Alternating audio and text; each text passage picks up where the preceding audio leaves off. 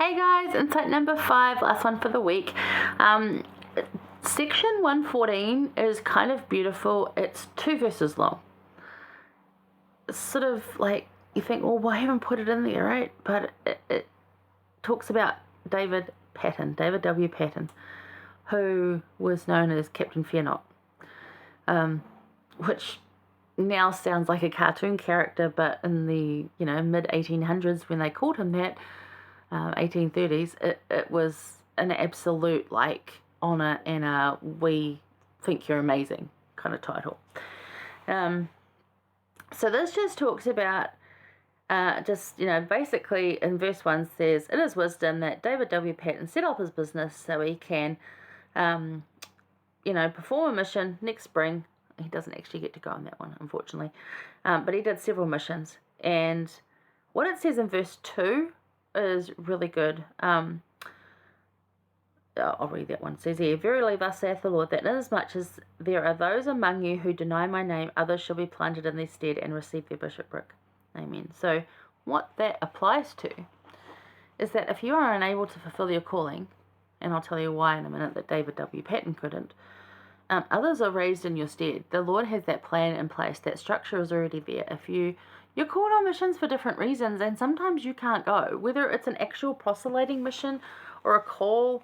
One of my dear friends and a family member of my other friends, she was called into Young Women's. She'd been released, she'd been primary president for years, and she got called into Young Women's, and she was there maybe a couple of months, and she passed away. And people were like, well, why did the Lord even call her like that? And, for whatever purpose, maybe she needed to learn one more thing.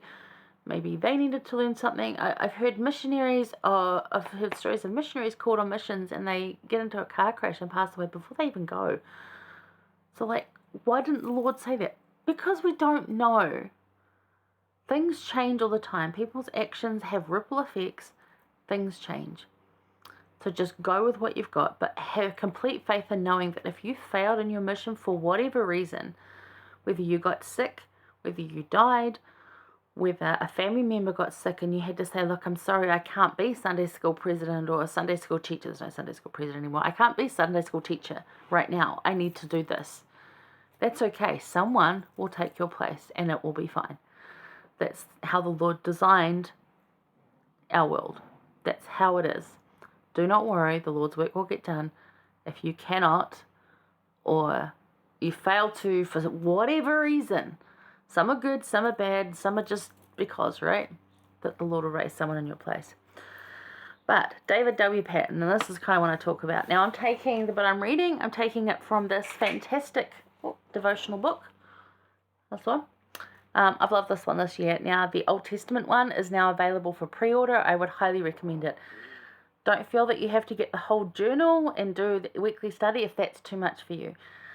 But this really helps with that devotional family discussion that you might have as an extra to the Come Follow Me manual.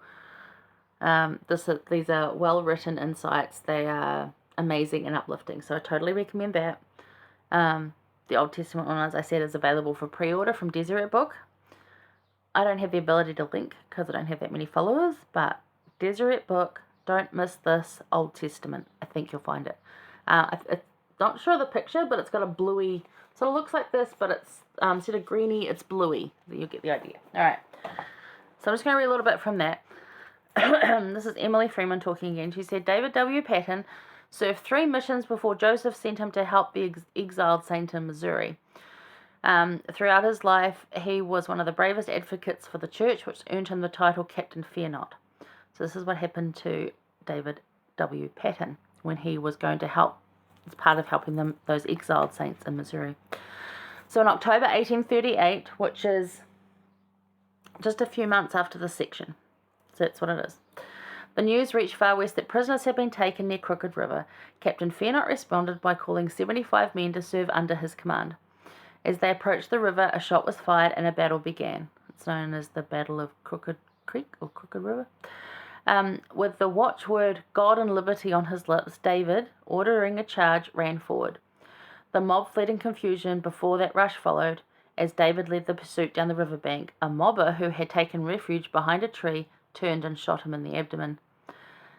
He didn't die straight away. He died later that night because gunshots to the stomach slowly bleed out. They're painful. Not that I've had one, I've just heard. So this is not a good way to die. This is a painful, long way to die. But he was with his wife. So anyway, she goes on to say, David Patton's dying words were, I feel that I have kept the faith. I have finished my course, which is the words of Timothy echoed. Words of Paul echoed in Timothy. Henceforth there is laid up for me a crown. And then he says to his wife, whatever you do else, do not deny the faith. And I think that's just so important, and that he was so brave like that, and we could all be that. So whatever else you do not deny the faith. Of all the things we do, the good, the bad, bland, ugly, pretty, and everything in between, do not deny the faith you have.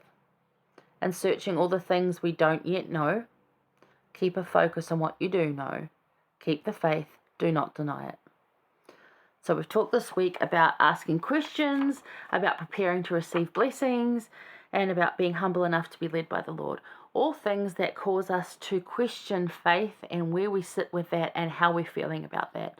So as just an end up for bookend for this whole week of looking at this topic and this sort of train of thought, do not deny the faith that you have. You can focus on so much things that you don't know, and it can lead you down icky pathways that just do not answer questions and just make it worse. You just need to trust in the Lord that actually a lot of these things that you might be questioning are simply mistruths or misteachings, and that the gospel really isn't that. Because I keep saying the gospel is actually very simple, and people try to overcomplicate it, and that's where a lot of the questions come from. So don't worry about that stuff. Stick to what you know. Don't deny the faith. Whatever else you do not deny the faith. No matter what experience you're going through, whatever trial or struggle you're having right now, do not deny the faith. Elder Uchtdorf, and you'll remember this because it's very, very famous talk, gets quoted over and over, but I am going to use it again because he's 100% right. He said, doubt your doubts before you doubt your faith. And it's very important. So if you're having questions or you're having concerns, and they will always come up because we should be asking questions.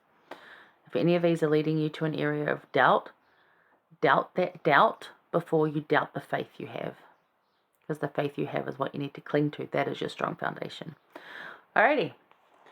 That's it for this week.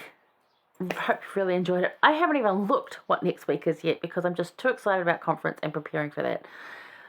So yeah. I will see you next week, and it's going to be good, I'm sure, as we ramp up to the end of the year. Keep safe out there. I love you guys. Please invite people to join us. Whatever you get from this, I just hope it's something inspirational and going to uplift you. All right. Thanks, guys. See ya. Mwah.